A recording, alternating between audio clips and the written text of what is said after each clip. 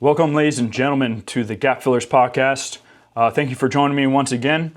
Sorry I've been away. Had some major life events, which I'll keep private while on vacation. But thank you all for joining me for this episode. The big news this week is Zohran Mamdani winning the New York City election against Andrew Cuomo and Silowa. I forget exactly how to say his name, but. All right, so Zohran Mamdani won. Big surprise. I mean, he was a socialist in New York City, so there's no big shock factor there.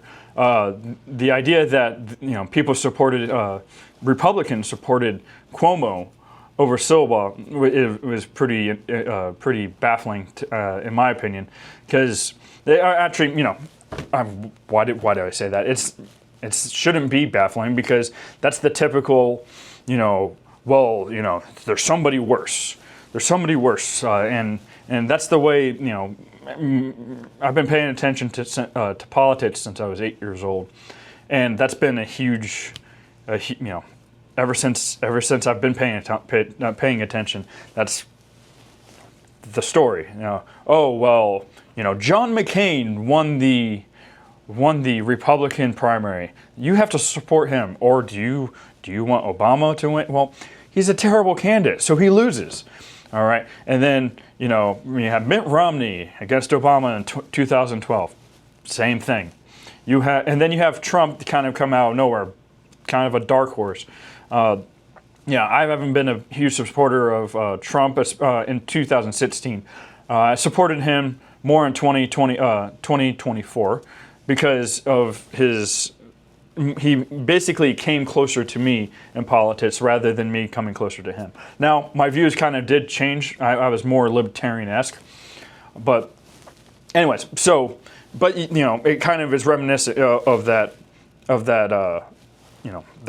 typical logic that kind of goes along with good politicians, voting for bad politicians because there's somebody worse.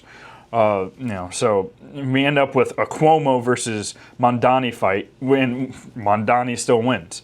So, anyways, Zohran Mamdani, born in Uganda, moved to America and has been in the New York State Assembly since 2021. So he's new to politics. Not shocking.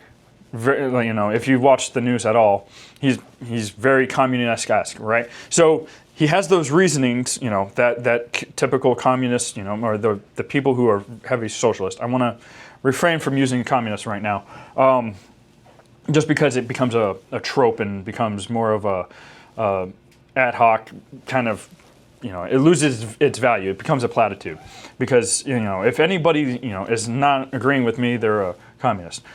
But he's very close to that. Anyways, so he's a socialist, self-proclaimed Democrat socialist from New York. Why did he win? All right. Well, there's the demographic figure in New York City, particularly because they're 30% foreign-born. Right. So people move to this country, think it's a great place for opportunity, which it is, and then immediately want to make it something else. Right, because you're constantly comparing yourself to who you're around, not where you came from. Right, so you can start out with nothing, end up with $1,000, but somebody else has $10,000. Even billionaires do this, right? If you have $1 billion and you compare yourself, and your circle runs into being around 10 billionaire, $10 billion worth, then you feel poor next to them. So this is the typical, people come to America, end up a lot better off, and then immediately want to go back to where they came. This place stinks, but instead of going back, they want to make it more like, this is the way it should be. And so I have a huge problem with that kind of thought process. And in fact, I have a huge problem with universal, suffrage, for that matter, because of that. I don't think that people who hold dual citizenship should be able to vote. I'll get into a lot of different other factors beyond that eventually, but I was in actually, I went to Williamsburg this past month, and they kept on saying how restrictive the voting was, right? Only a man could vote, and you had to be a landowner, and you had to not have a mortgage. Well, voting is a huge responsibility, right? If you can't run your own life, if you can't be purely independent, thinking of what your thought process is, if you have somebody else in mind, basically the idea is that you'll vote. Your vote is compromised, and so they basically had a 10% suffrage. People who were, you had to be a landowner, you had to be man, you had to be, basically it ended up being one per household, and then you had to be like 21 or something like that. But they were passing this off as a oppressive and bad thing. Well, what you end up with is people want the authority without the responsibility. They want to be able to tell people what to do without being able to step back and control their own life. And so this is how you basically end up with socialist mindset and way of thinking. You end up with mob rule, and you end up with, it's easier to convince people to give themselves stuff by the point of a gun through the government, because they get a kind of a moral pass because it's somebody else, right? It's the government, and so it ends up being a moral pass for them. But so let's go back to Zohran Mamdani specifically. So he wants to freeze rent. He wants to create government grocery stores. Terrible ideas. If you want to get really deep into that, Basic Economics by Thomas Sowell. Great book. One of my, basically my top economists that's still living for sure. There's multiple other books out there that he's written that are great. But Basic Economics basically uses real world historical times where people thought they were doing a good thing and ended up making it worse. World War II, I think it was post World War II or World War II. I forget precisely. But a city has tried this before, and what ends up happening is that you have a difference between basically a swing in the equilibrium of the price, right? So if somebody can't get the price that they require for their capital input, they stop. That unit becomes unavailable, or they don't create more units, and so there ends up being the difference, and that is called a shortage. Right? So everybody, if you're taking any kind of economic course or whatever, you know about supply and demand. Same thing. It's that cross section. That's the price. And then if the supply, or if there's a rent, a freeze in the rent, then that creates a shortage. Increase in population creates more demand, and until you can reach that, you create a shortage, right? It becomes over here, right? So you have to increase the price, or you have to decrease the demand, and that's basically what's going to happen here. We'll get into the Florida problems here in a second, but that ends up being, so you create shortages. Now, New York City only has so much land, and they're regulated to kingdom come, so they can't create that supply, especially overnight. And then you have the immigration problem in New York City specifically, with illegal immigrants and immigrants that are legal but are staying in New York City, and then that forces the people to leave, changing the culture completely. I saw a thing or I had a friend that was telling me from New York that everybody that was from New York wanted to voted for Cuomo instead of Mamdani, because everybody that was from Donnie, or a large portion of those, had been in New York City for under 7 years or something like that. Now, whether that's true or not, I haven't done my research on that specifically, but it would make sense, because people move to New York City, and then they want to become something else, right? They become part of the problem, because you got people moving in without creating more supply, and then you destroy the culture of New York City, for one. And we actually have to bring it back to Florida. That's what happens a lot in a lot of, especially our cities, but the small towns surrounding the cities. They become havens of people fleeing New York or California. Take Oviedo in Central Florida, for instance. You have a large portion of New Yorkers living in there, and they want to be still New Yorkers. You see them walking around with Yankee hats and all that, and they still want to be New Yorkers, but they want to be in Florida.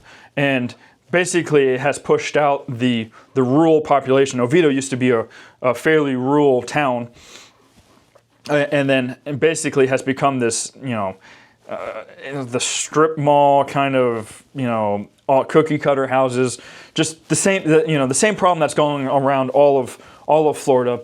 You got basically every major city in Florida is having this problem. But it's easier to see it in small town Florida because it's such a drastic change because of the small population. And if you double the population overnight, those people are coming from somewhere else and basically outmaneuver and outnumber the native population that's there.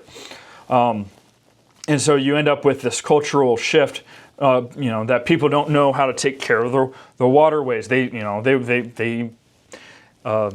golf courses with water runoff and phosphates and stuff like that.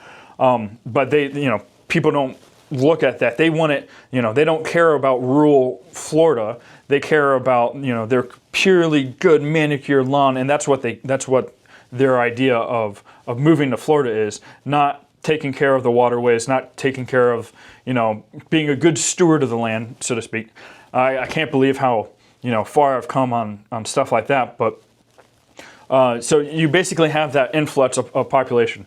I think I stated this in a previous video. 300,000 people a year have moved to Florida from other states alone since 2020. 300,000 a year. That's like the city of Orlando proper. That's roughly about the population. About that much has moved to Florida every year since 2020, since the lockdowns in 2020 with COVID. So we've had major changes. The infrastructure can't keep up. It can't be built enough. You're going to tear down more of the land. Ironically, I finished A Land to Remember this week, which was probably the worst time to do it because it kind of puts you in that mental state. Which I highly recommend. It's a good read, but especially if you're going to move to Florida or if you're Floridian and you want to know more about your culture, even though it's a fictional book, it kind of reflects the movement of from the Florida cracker through the last 150 years and how that kind of changed. But anyways, I digress on that. It's basically that's the problem that Florida has had forever. We have major land booms, and then we have major land busts. The people who are here, the young people who are growing up, who want to stay in Florida, basically because of the standard of living and the capital asset that they have, that other states have, like California, like New York, because it's so expensive to live there. That's why that's why their salaries are so high. Basically, because you can save a little bit. If you can save more, even though it doesn't seem like a lot in California, you move to Florida and you can outbid pretty much any native Floridian. That happens a lot when you have mass capital inflows into a particular area, because you can basically outmaneuver and outbid the local population. That's happened here in Orlando for the last 70 years, since Disney. You have timeshares and stuff like that, but that's basically been what's happening. That's why people retire to Florida, because they take their pension that can't get them by in New York, and they move to Florida. Now that money coming into the economy is good, but what ends up happening is that they consume the resources without without creating resources, right? So think of a retirement of, you're saving up a nest egg. Great, good. really good, steward of your money or your capital. But you create these products in New York, in California, or basically you create these services, so to speak. But then you move to Florida and then you consume, right? Now you're giving the money away, but the money outbids the Floridian that has been here. And then we'll get to infrastructure in a bit. Actually, let's actually dive into that a little bit, right? So you've been paying taxes in New York, in California for so long. Now in Florida, we're blessed with a healthy tourist industry that, I say healthy, oftentimes goes too far, but especially when it goes outside of the areas. I'm not even going to mention the hidden areas of Florida that the tourists often miss, but they kind of stay in their hotels and stuff like that, which pays a lot of Floridian taxes. But what ends up happening is that those infrastructure, property taxes and stuff like that, that's a huge thing that we'll get into here in Florida for a bit about getting rid of that. But they'll basically take those they'll pay taxes in other states, and then when they move to Florida, their income, they basically are using existing infrastructure that have been paid into for people who have lived here for 20, 40, 60 years that have been paid into, and then they're hopping right in and using that infrastructure, right? They're using that sewage, they're using those roads, they're using the electricity, they're using even the land for instance. They end up using those resources without having paid into it for so long. And that's part of the problem with immigration, for one, but migration from state to state is that you end up with sort of a paid-in system in one area. Then when it's time to consume resources instead of create resources, you're moving to an area that has to now import those goods because for your medical care, for your now it creates a service-based industry, but the service-based industry rarely ever pays as well. The nurses don't pay as well as the doctors that are specialties in other states, or more specifically the construction worker, the lawn maintenance, the grocery worker. Those people rarely make as much as it's hard for them to outproduce what somebody coming in with millions of dollars in retirement can consume, right? So basic, or sorry, how do I say that right? They consume more than those people can produce together, and then basically have out competed them by moving in. It's almost like an invasive species, which we have a huge problem with here in Florida. The iguanas and birds and bugs and pigs and stuff like that. So you create that kind of problem. And then you like I said, you change the culture altogether. Florida has gone through major changes over the last 200 years and really has steep cycles of changes. Depending on how the land booms are going and different things like that, from the 20s to the 80s, 1880s that is, to Disney, all along the way you have these booms and busts because people think Florida is a paradise. They drain the swamps and then get flooded out. Well, gee, I wonder why we have home insurance problems. Well, you're draining all the land that the water would run off into, and so the people who are here didn't have as much of a flooding problem. And then all of a sudden, now that you're building up more swampland and more wetlands, you end up having that problem.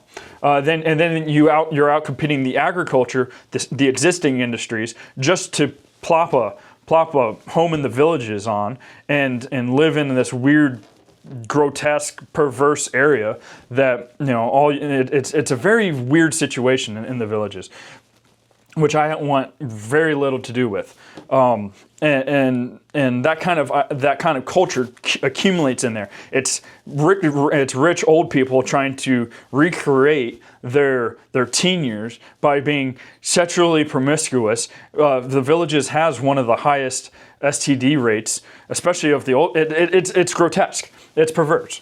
And so you have these people moving in from other states that become a huge problem. All right, so what can Florida do about it? So I've come up with three kind of layered points that I want to dive into from people moving out of New York. Actually, let me take a step back. I want to go back to people fleeing New York, right? So their taxes are going to go up. You're not going to be able to find proper housing because of rent freezes, which creates this. This is kind of a recap. The grocery stores. If you look at the price of vegetables and fruits and stuff like that, it's actually not grotesquely expensive. Now the cost per calorie is higher, but the cost of per meal ends up being lower if you exercise proper home ec, especially with more people, because basically food has a minor economies of scale factor, right? It's just as easy to cook for 5 people as it is for 1. And in fact, it ends up being cheaper per person per meal if you cook for 5 people as to 1. Now the total cost will be higher, but the cost per person will be lower. And so the idea though is that government funded grocery stores will end up being this you basically separate the profit motive and from the production motive, right? And so grocery stores tend to actually be highly efficient. They operate on extremely low margin, particularly in the produce section, because of spoilage and meats going bad and milk going bad.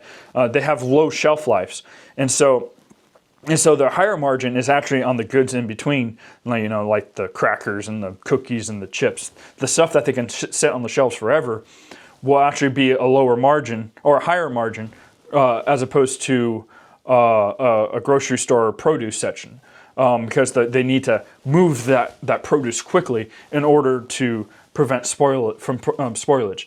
Either that, or they have to drastically increase their prices, and that's where you see like these Whole Foods and these more upscale grocery stores. That's why they charge more, because they're counting on less mobility, and they go they are less turnover, but higher margin. And so like grocery stores like Walmart and Publix and Winn-Dixie, all these, even Aldi's, now they tend to be lower end produce, like, not as quality, but they're able to move them quicker. And so that's why they end up being, profitable at the end of the day. Now, government grocery stores are either going to have to consume a lot, they're going to have to outcompete Walmart, and then they're going to have to not have this absurd. They're going to have to cover basically the costs, right? Either hide the cost, or finding a justification for why it costs so much. And so you end up with the disconnection between profit and production, right? So you'll end up with major inefficiencies. The Soviet Union very rarely, I would say, had a problem with production of food as a whole. Their problem was getting food to the proper places because they didn't have the right infrastructure of the profit in mind. That's why. So and during World War II, they were great at that because they just had to produce. And in a capitalist economy, you can produce, but you have to be able to make a profit. And you can't overextend yourself. So when World War II ends, they have this production. They can produce heavy machinery. Heavy industry is tended to be what they that's what they were. They went from agrarian to heavy industry, and in very very few years. It ended up being like 10 years or something like that. But what ended up happening is that they overproduce in one area and then underproduce in another. One of the most efficient economies has been Japan post World War II with the lean wow, I'm blanking on the word. I'm involved in it. The lean infrastructure. It's the lean inventory system. Basically, as the parts coming in, it gets right onto the thing that's being produced. So it allows for maximum turnover with minimal inventory, and so it allows for this turnover efficiency that government tends not to do. They will sit on stuff forever. That even happens with specifically with things that are with private businesses that are involved in government contracts. Because why does it take forever for a road to get done?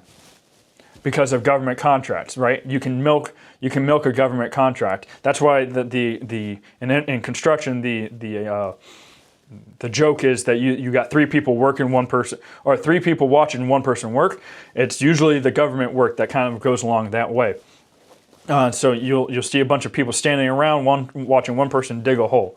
Kind of similar process. Well, you can have those 3 people work, or you can not have those 3 people there, or that's the idea, and you end up with a disconnect between those two, and government created problems because it's not your money. They tend to not be as tight with their dollars, and that creates the problem. That's why Elon Musk and SpaceX can massively outproduce NASA with not just on rockets, but create efficiencies within that, because they're not taking billions of dollars from they are now, but like they still have that profit motive. They don't want to milk it. They have a kind of a proper business model, whereas NASA, okay, well, I'm coming in today, and who cares if I get if I'm the director of NASA, all I want is next year's appropriations increase, which goes across the board for all government projects. That's why government spending never decreases; it only shifts. If people say they're cutting in one area, it's usually to use it and increase it in another. It very rarely drops down in total spending. Overall, and so all right. So let's actually dig into what Florida can do to prepare or to react to Mamdani being elected mayor of New York City. Okay, so as I said, Florida has had a huge problem with population increase, specifically in the last 20 years, but more focused on the last 5 years since 2020. 300,000 people a year. All right, so how do we do this? All right, first of all, I would highly encourage a start of discussion at the very least in the legislature on different ideas. My top 10, Ron DeSantis and Greg Abbott have talked about something called tariffs from specific states. That will be hard to get through legislatively, or not judicially, because of constitutional interpretations. And so what you can do is create a residential fee, right? So a new resident, a person who is not born to somebody living in Florida that is a current Florida resident, before they can become a permanent resident of Florida, they need to pay a fee. I've listed it as $10,000. That's high enough to pay for. It's kind of like an impact fee for a new house, right? So if somebody builds a new house, they have to pay their impact fees before they can get a residence. Before they can start building, really. And so that's to pay for the fire department. That's the idea behind it. And so the $10,000 should go into a sovereign wealth fund of Florida, and to pay for, to relieve the tax burden of Floridians already living here because of the increased, infrastructure costs that will be necessitated, and it will also cut off more people from wanting to move here. Second of all, I would do a quota, a new residency quota. So realize I'm saying new residency, or permanent residency rather, new and permanent residency. If you're living here, if you're moving here in a timeshare, you're not going to pay this, right? This is made up in other ways, in other forms of revenue for the state of Florida. And turns out you leave and you go home. But the new residents here in Florida should pay a $10,000 new residency fee, and then there should be a quota of maximum 100,000 people moving to Florida. Now, you'll get major pushback on that one, specifically from the developers, the people that are building, tearing down forests and farmland and cattle land and what Florida is and was into houses that basically make you look like you're living in New York City. I mean, maybe not New York City, but Long Island. Like, have you ever looked on a map of Queens? Or basically, it's itty bitty yard, houses as far as you can see. Why? Why do we need that here in Florida? Move to another state. The government of Florida should first, governments are instituted to protect the people that live here, not the people who live somewhere else. Not to encourage more people to move here. It's to protect. It's basically, think of it as a giant HOA, so to speak. Now, HOAs end up being massively intrusive, so do governments, but there's very little difference between the two. And so if the government is going to exist, it should exist to protect people who are here. It shouldn't be this okay, oh well, we want that person to come in. They're struggling over there, so they should come here and struggle and then compete with somebody else for housing. All right? So I have a buddy who's looking to buy a house. Okay? He doesn't get a massive salary increase every year. He ends up being this, but as soon as the market starts to kind of level off from 2020, you get something like this, and then you will get possibly a million New York City residents of New York City have said that they'll move out if Mamdani wins. Okay, so let's assume half of those move to Florida.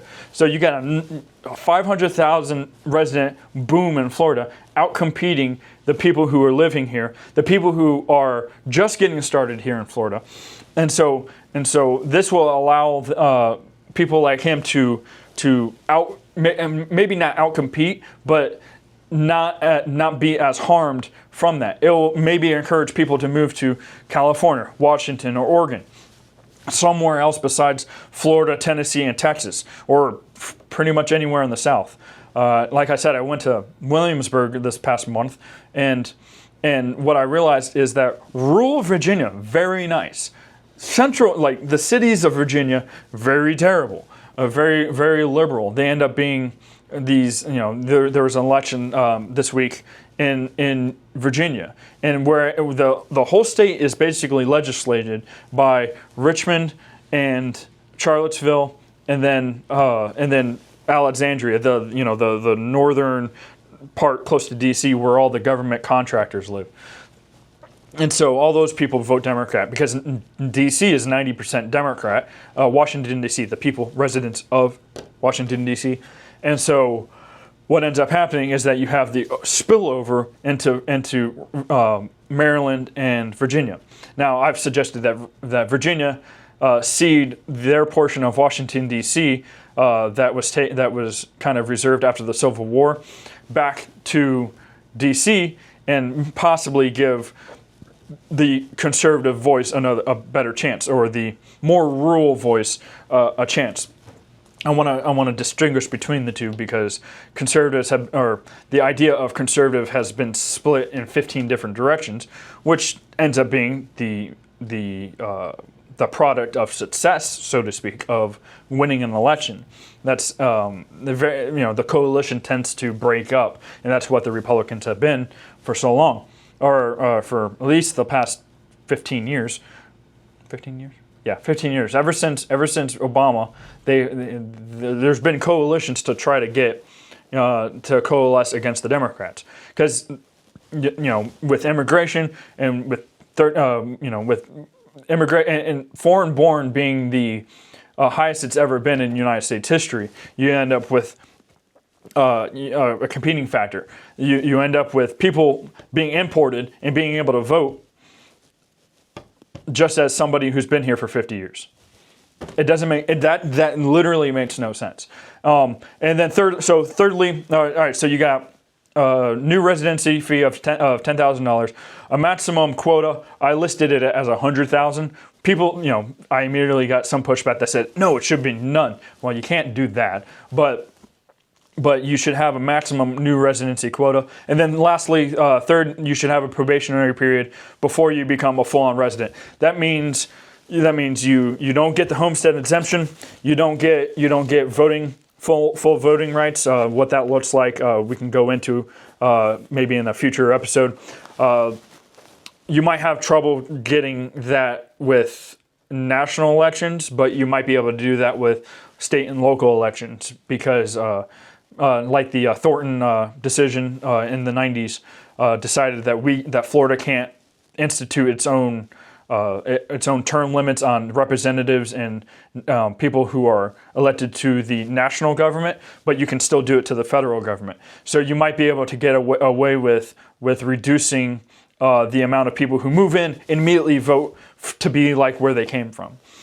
So I've said like a 5-year probationary period that allows you almost a full cycle of everyone. I know senators are 6 years, but getting up to 10 was a little.